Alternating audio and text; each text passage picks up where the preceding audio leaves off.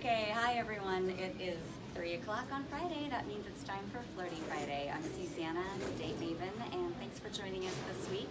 I don't want to give you a lot of useless filler chatter. I want to jump right to it. I am joined this week by Blake Benton of the organization Coming Together for a Cure.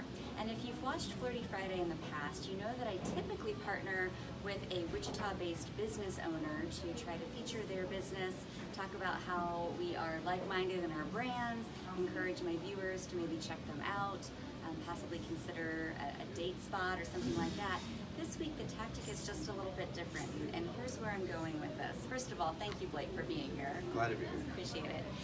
Blake and I met at a party. It was a launch party a few months back, or I think in the spring, and immediately just kind of clicked because he's so passionate about his cause, and it was something that I really felt in my heart I wanted to get behind as well. And when I'm working with single individuals, I usually try to encourage them to think about what are the values that are guiding you in terms of your search for someone wonderful. If you can't connect on those values points, the chemistry is only going to last so long, and the hubba only goes so far, as I like to say. So something I would encourage you to do if you're getting to know someone, or maybe you've been dating for a short time and you really want to just really enrich the kind of time you're spending, is to go to a fundraiser, whatever speaks to your soul, and use that as a way to kind of ignite some quality conversation about, what's really important to you in this life that goes beyond, let's have a beer and a burger, right? So Blake, tell me a little bit about Coming Together for a Cure. And I mean, you're the muscle behind it, you're the brainchild, but how did it come to be? Well, it's a team effort, first off, but it started as a small family fundraiser after my older brother started receiving adult stem cell treatments for muscular dystrophy. He wanted to have a way to give back and rally the community behind this amazing opportunity that he was presenting.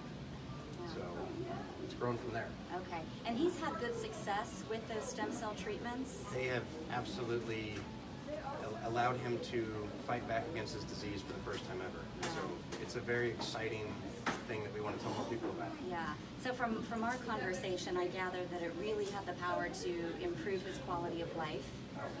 Absolutely. And that you've seen that with people of all ages. He's an adult, but you've seen that with children as well? Yeah, he started his treatments when he was 22. Okay. Now he's 32, and almost in as good a shape now than he was when he started his treatments, which otherwise would be a very critical point. But we've also been able to help connect a 3-year-old to treatments who's now 8 or 9 years old. He's doing extremely well.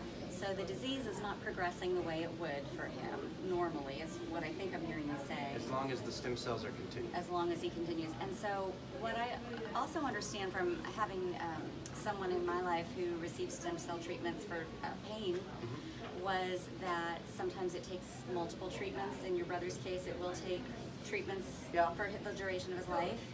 And so this can be sometimes difficult to access for people. And that's why the fundraiser is necessary, is helping people travel and afford, because it's out of pocket usually, for those treatments. Is there anything more you can say to kind of elaborate on, I mean, let's just be honest, money has to be raised for this. I know there are lots of good causes out there. People have to make choices about where they're going to put their philanthropic effort. Why this cause? Well, the thing is, it's relatively new.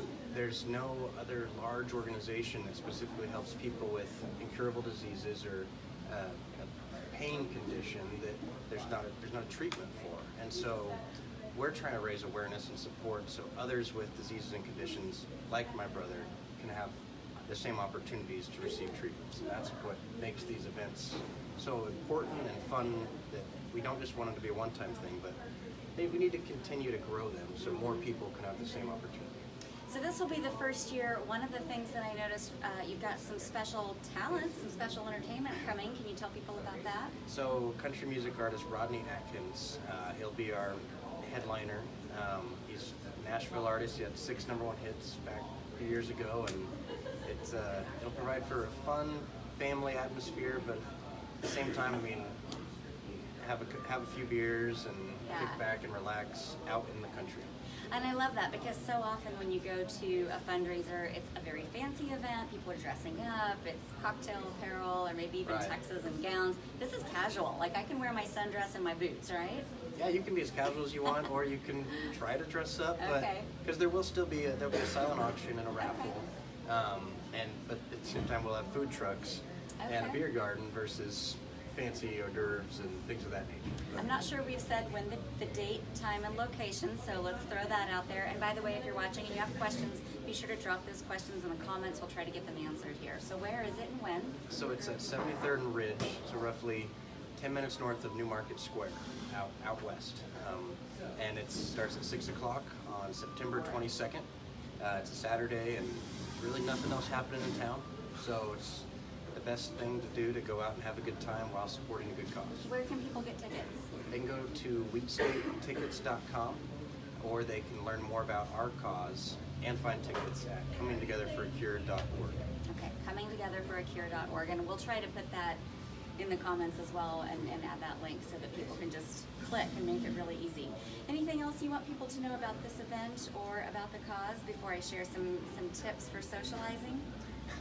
Well, if you've never been before, come prepared to know that you're going to have a great time like you would at any concert, but you'll also walk away remembering that this was something that you'll truly remember, and you were there for a special reason. Very nice. So I had told you off camera that I would be sharing that a lot of single men and women are watching this, and I would be sharing some tips for giving and receiving super social introductions. Now I didn't tell you, but the reason I chose this topic is because I've been newly blogging for 360wichita.com, and this will be the subject of an upcoming blog next week. So if people are either watching and can't finish this out and you want to read it, that'll be at 360wichita.com, I think a week from today. Or if you don't get over there, then you have the chance to hear it in the video. So You can also learn about our event on 360 Wichita. there you go. So- I love it. So it sounds like that's a good place to Yes. go in general. So one of the things that I often coach my clients to do is to not just think about where they can go and what they can do to meet new single men and women, but just to sort of think about expanding your social circle in a general sense. The more people you know, it's a numbers game, then the better your odds of meeting the kind of people who can maybe then connect you to the kind of people you need to know. And this is true in fundraising. Like you need donors, you need sponsors, you need to expand your social network so that you're just 1 or 2 degrees away from the people you need to be selling tickets to and asking for money and sponsorship. Sometimes for job networking or for career networking, job hunting. I'm always building relationships, whether it's, most often it's Sure. always professional Sure. and in a way that will help allow me to continue to do what I am, but every now and then they end up being intimate. Hey, You hope. bonus. Yeah. So here are a couple of guidelines that I'm going to share. There's just nothing that replaces the old-fashioned introduction of, hey, Blake, this is Chrissy. Chrissy, do you know Blake? You two will really hit it off, I think, over your shared love of Jenga or whatever. You want to say the names. You want to say what it is you think that they might have in common or how they can help each other and support each other. And you want to include that information whether you make that introduction digitally, so maybe through Facebook Messenger or a Facebook group or something, or whether you do it offline in the real world. So a few guidelines to keep in mind. Number one is to do your due diligence. This means do your homework. Find out, maybe look the person up on social media just to kind of see what they've been up to and how they live and what they might have to offer you and what you might have to offer them. In my line of work, I use a database profile form, and so single individuals who want me to consider them for potential introduction to a matchmaking client need to fill out a database profile form so that I have all their basic data points about where they live, what they do, how old they are, what their hobbies are, religion, politics, those kinds of things. And then I'll let the parties know what I think the common thread or threads are, but I also leave a little bit for them to discover amongst themselves. That's Don't- what don't conversation give is for. everything away. Yeah, I don't want to Yeah. give away all the answers. Number two is to take the no pressure approach. People are going to be a lot more likely to make those introductions if they know that you're chill about it. Like you're not like, you have to introduce me to the perfect man or the perfect woman, and if you don't, I'll never forgive you. That's not chill, right? Right. that's the opposite of chill. So know that it's not the end of the world if maybe that person doesn't work out as a love interest or as a prospective donor or whatever. Thank the person for their kindness in thinking of you. try to find the silver lining in whatever cloud, because then they're more likely to do you that favor again. Number 3 is to have your talking points in mind, kind of like how I have mine today. When your friend makes that introduction for you, this is how I do it. I'll say, Bob, this is Jane. Jane, this is Bob. I hope you really enjoy the drink specials here at Sente this afternoon. I'm going to take my leave, and then it's my turn to bow out. And again, let them chat it up. So if you're receiving that introduction and you haven't thought about, oh, what am I going to talk to Jane about, then you're just kind of standing there with that deer in the headlights look, Right.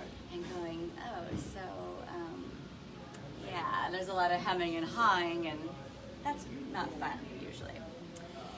Tip number 4 is to follow some rules of decorum. And for my matchmaking clients, when I'm introducing them, I have this little tip sheet that I send out, and it's kind of a set of guidelines or best practices for a great first date.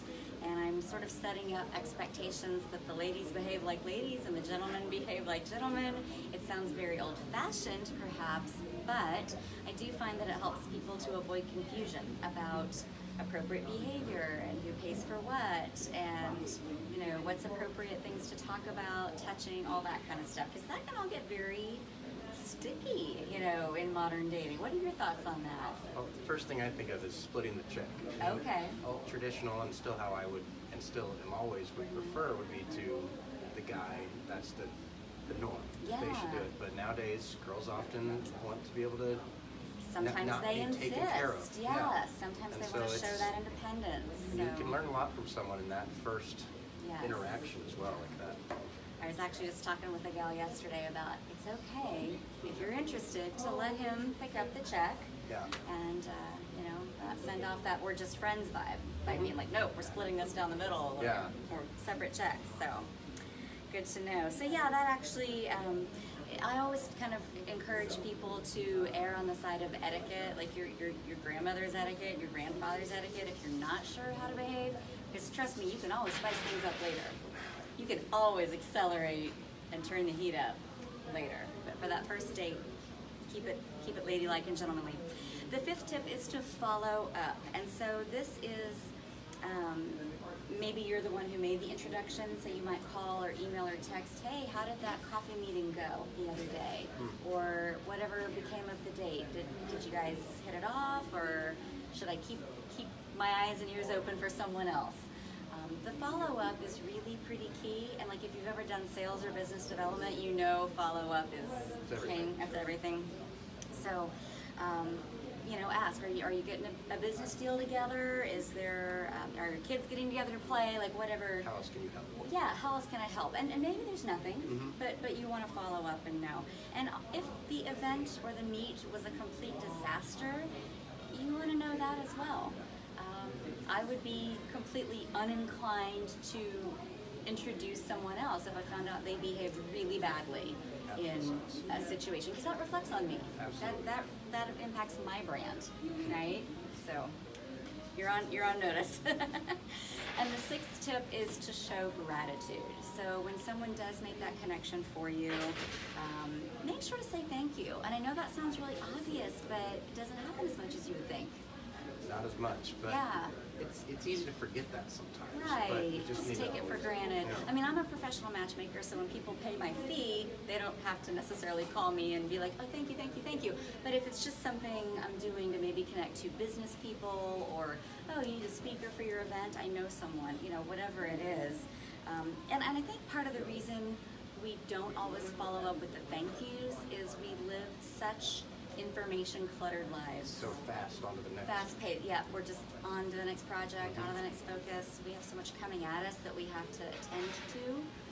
We just can't remember it all. Well, you also have to be mindful. You don't want to have an expectation that because you followed up and said, Yeah. thanks for making that happen, now you owe me. Yeah. You would need to be careful. That's not Yeah. something. You don't want to project that energy. I hear you. So connections, introductions, matches. Don't hesitate to ask your friends and your coworkers to do it. There is no shame in asking for what you want and what you need.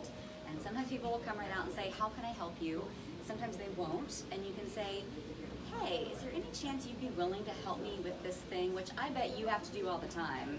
Never ending. Putting together an event. Yes. Would you by chance be willing to, and then you make the ask, and if you're shy about it, they can't read your mind. Yeah, I mean, you have to go for it.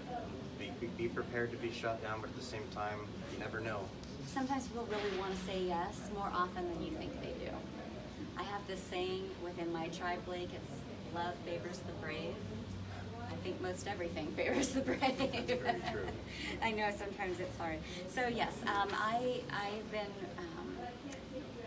constructively meddling in people's social lives, doing these things that I'm talking about for a long time. I realize it doesn't come as naturally to some people as it might to me.